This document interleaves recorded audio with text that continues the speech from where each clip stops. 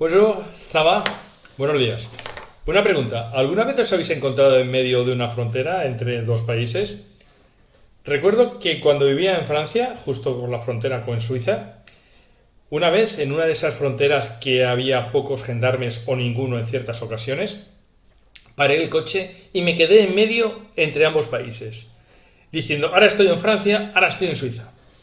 La verdad es que al final me di cuenta que era una verdadera tontería porque ni estaba en un sitio ni estaba en otro. Así que lo dejé. Juan nos presentó a Jesús en el capítulo 6, en Cafarnaúm, en Galilea, y nos narró acerca de cómo los dirigentes judíos lo rechazaron y cómo también la mayoría de sus discípulos lo abandonaron. Un momento muy duro para Jesús. Ahora en el capítulo 7 va a presentar a Jesús en Jerusalén durante la fiesta de los tabernáculos.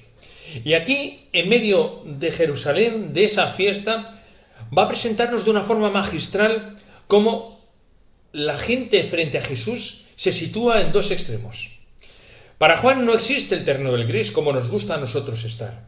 Para Juan existe el blanco y el negro, existe la luz y las tinieblas, el día y la noche, el creyente y el incrédulo. No hay término medio. Y ahora en este capítulo nos va a mostrar cómo la gente frente a ese discurso de Jesús reacciona situándose en ambos lados. Capítulo 7, versículo 12 nos dice lo siguiente. La gente decía, es buena persona. Otros en cambio decían, no, engaña a la gente. En el capítulo 41, algunos decían, es el Mesías. Otros en cambio decían, no, es Galileo. Y el Mesías tiene que venir de Judá, de la tribu de Belén. Frente a Jesús, la gente tenía división. Había unos que estaban a favor y otros que estaban en contra. Frente a Jesús no hay término medio. O se es o no se es. No se puede ser un poquito y un poquito no. O eres o no eres. Pero Juan avanza un poquito más y nos va a dar ejemplos de cada uno de estos grupos.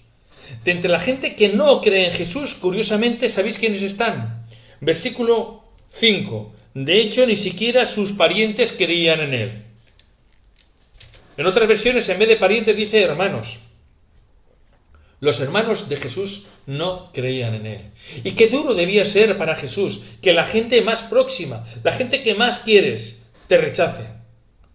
La gente que tienes a tu lado no crea en ti. Qué duro se le debió hacer a Jesús. Pero junto con sus parientes, Juan nos presenta también otros personajes que dicen que intentaron entonces prenderlo, pero no pudieron ponerle la mano encima. Está hablando de los dirigentes judíos. Los dirigentes judíos no solo no creen en Jesús, sino que lo odian. Porque representa un peligro para sus cargos, para sus creencias, para todo lo que hacen. Y tienen un odio demoníaco hacia Jesús. Y tratan de matarlo a toda costa. Lo rechazan completamente. Totalmente. Sin tapujos. Encima, creyéndose o intentando creer que hacían el bien. Pero Juan, junto a estos dos grupos, nos va a presentar también otros dos grupos. El primero, encabezado por una persona que hemos conocido ya en el capítulo 3, Nicodemo. Este hombre, este fariseo que fue a Jesús de noche diciéndole, Señor, quiero conocer más acerca de tu doctrina.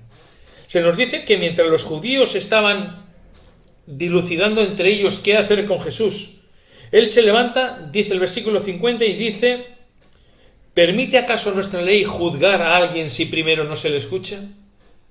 Aquí Nicodemo se levanta ya valientemente. Esto podía costársele la expulsión de la sinagoga y podía costarle la vida.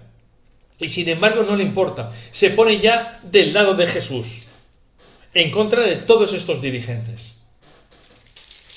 Un poquito antes, Juan nos comenta también otra serie de personas que me llaman muchísimo la atención, los alguaciles. Los judíos, los dirigentes, mandan a los alguaciles a prender a Jesús, pero en cambio los alguaciles vienen con las manos vacías. Y cuando los dirigentes le preguntan, ¿por qué no lo habéis prendido? Es extraordinaria la respuesta que dicen, nadie ha hablado como este hombre. Versículo 46. No hemos podido aprenderle. Es que dice cosas tan extraordinarias, tan verdaderas, que no hemos sido capaces de aprenderlo. Y dicen esto a costa de saber que podían acabar en la cárcel, que estaban levantando el enfado terrible de los dirigentes judíos hacia ellos por no haber cumplido su misión. Y me hago una pregunta: ¿por qué Juan conoce este relato, siendo que no estaba ahí? Hay dos motivos. O bien Nicodemo, que sí que estaba, se lo contó, o quizá alguno de estos alguaciles posteriormente se convirtió a Cristo y estuvo como uno de los primeros dirigentes cristianos, conoció a Juan y también se lo pudo relatar. Juan nos dice que frente a Jesús hay gente que no cree y gente valiente, gente que cree. Pero es muy interesante ver cómo el mal trabaja. Es muy interesante ver cómo Satanás sabe cómo actuar, cómo crear división entre la gente. Nos comenta el versículo 25, cuando la gente habla acerca del Mesías, dice: refiriéndose a Jesús de forma despectiva, sabemos de dónde viene. En cambio, el Mesías, nadie sabrá de dónde venga. Pero un poquito más adelante, en el versículo 43, dicen completamente lo contrario. Este es Galileo, en cambio el Mesías tiene que venir de Belén. Daros cuenta que están diciendo dos cosas completamente opuestas para rechazar a Jesús.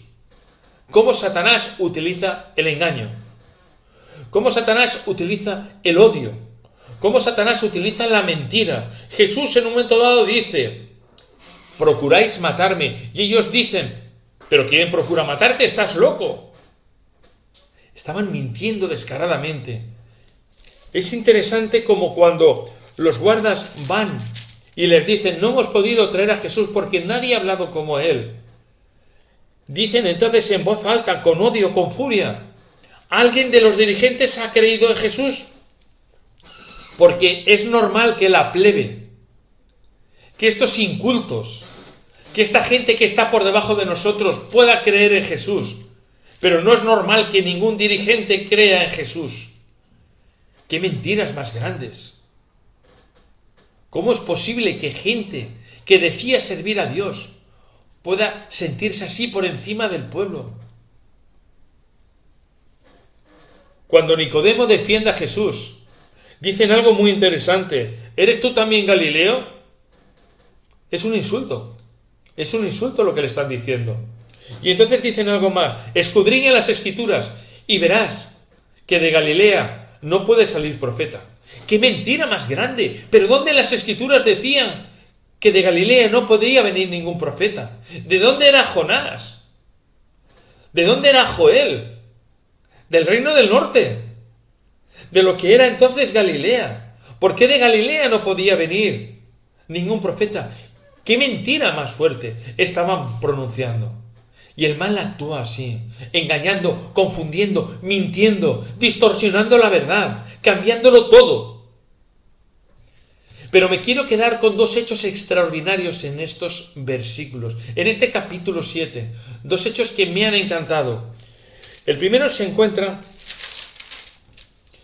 en el versículo 30, un poquito más adelante, versículo 39, cuando dice Jesús que el que cree en mí, ríos de agua viva beberá. No lo entienden. Y Juan hace una aclaración. Esto se refería al Espíritu Santo que había de venir, pero aún no había sido derramado. Juan en su momento no lo entiende. No sabe qué es lo que significa esto. Pero cuando el Espíritu Santo es derramado, sí que lo entiende. ¿Os dais cuenta que en nuestra vida hay muchas cosas de Dios que no podemos entender, que no debemos entender? Pero a su debido momento, Dios, si es oportuno, nos la revelará. Porque lo importante del cristiano no es que entiendas, no es que comprendas todo, sino que confíes en Dios con todo tu corazón. Eso es lo que Dios nos pide, que confiemos completamente en Él, no que tratemos de entender todo. Y a su debido momento, cuando confiemos en Dios, Dios nos lo revelará. ¿Estás pasando por momentos duros que no entiendes bien el porqué? No te preocupes, porque Dios está ahí aunque no lo entiendas. Y Él te dará la respuesta, porque Él está ahí. Y hay otro hecho importante, extraordinario. Versículo 30 dice, intentaron prenderlo, pero nadie le puso la mano encima, porque todavía no había llegado su hora. Y es algo que se repite en este capítulo, diciendo que no pudieron cogerlo, porque no había llegado su hora. Y Jesús dice en varias ocasiones, no ha llegado mi hora. Nada de lo que ocurre en este mundo se le escapa a Dios. Nada de lo que pasa en tu vida es ajeno a Dios. No hay nada que Él no decida o que Él no impida si quiere. Y esto es importantísimo, pase lo que pase en tu vida. Dios está ahí, aunque no siempre podamos verlo, aunque no siempre podamos entenderlo. Pero Dios es el maestro de la historia, Dios es el maestro de los tiempos. Todo lo que pasa en tu vida, Él está ahí, nada se le escapa. Todos los planes y proyectos que Dios tiene para ahí están preparados desde el inicio, desde la eternidad. Porque Dios tiene planes maravillosos para ti. Y este versículo me ha encantado al darme cuenta que no es Satanás, no es el enemigo el que dirige los tiempos. Es Jesús a pesar de todo. Y eso es maravilloso. Porque Dios siempre está en lo bueno y en lo malo. Cuando entendemos o cuando no entendemos. Cuando lloramos o cuando reímos. No pensemos que está lejos. No pensemos que no tiene el poder. No pensemos que nada se le escapa. Está ahí. Y tiene un plan maravilloso para ti. Y tiene unos tiempos establecidos para ti. Y nada va a suceder que Él no sepa de antemano. Nada va a pasar que Él no permita, que Él no decida. Cree en ello. Porque es extraordinario darse cuenta que Dios dirige todo, como Juan lo tuvo claro. Que el Señor te bendiga. Confía en ese Dios que tiene preparado para ti momentos extraordinarios. Y tiene sin duda lo más hermoso ya desarrollado, que es verte en la tierra nueva. Que el Señor te bendiga. Bendiciones. Sigo estudiando.